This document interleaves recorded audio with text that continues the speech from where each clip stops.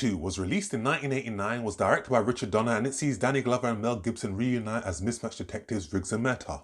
In this explosive sequel, we see our two heroes on the trail of a gang of South African diplomats who are using their diplomatic immunity to engage in criminal activities.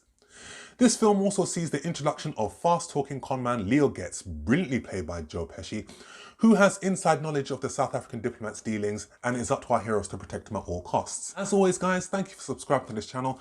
Please keep on supporting this channel. Hit that subscribe button so you can follow this channel. Hit that alarm bell as well so you can get notifications from me when my video is going to be uploaded, and also give this video a like as well. Thank you. Lethal Weapon set a new standard for the buddy cop genre. And we saw that format so many times in future films, from Tango and Cash to Bad Boys and so forth. Lethal Weapon 2, whilst not as dark as its predecessor, it's certainly an enjoyable watch, and I would definitely say that this film is more faster paced than its predecessor.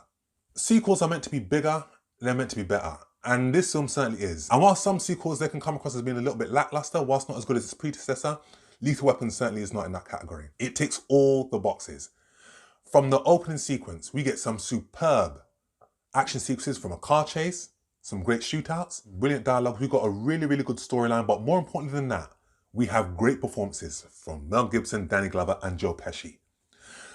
Lethal Weapon 2, the budget is on the screen, and they have compiled some really great action set pieces, from the bomb on the toilet, to the house on the stilts, to the shootout at the docks, to a really great car chase where we see a villain get killed with a surfboard. Yeah, that's right, I said it, a surfboard.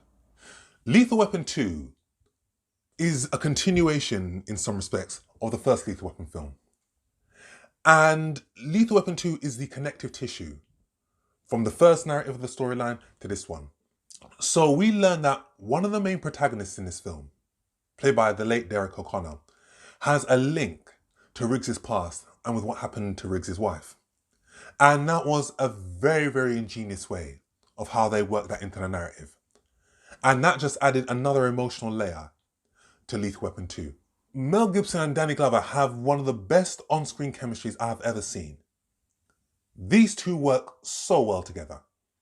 And with this film, we see that the relationship has actually increased. Whereas in the first film, these two were reluctant to work together and couldn't trust one another. In this film, there is a mutual trust and respect there, and a love for one another. We see that, and we also see that Riggs isn't as depressed and as suicidal as he was in the first film. He's a little bit more light-hearted in this film. And we also see that Danny Glover, he hasn't changed. He still says that he's too old for this shit. And he still is the grouchy Murtaugh. And he balances Riggs up perfectly. And the banter between these two, it just made for some excellent on-screen chemistry. With Joe Pesci's addition as Leo Getz, and these two protect him, and him being within the narrative, he could have been just the third wheel.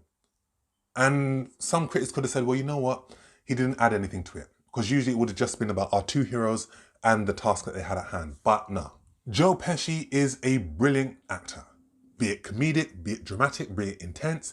And to think that 1 year later, in 1990, he'll play Tommy D in Goodfellas.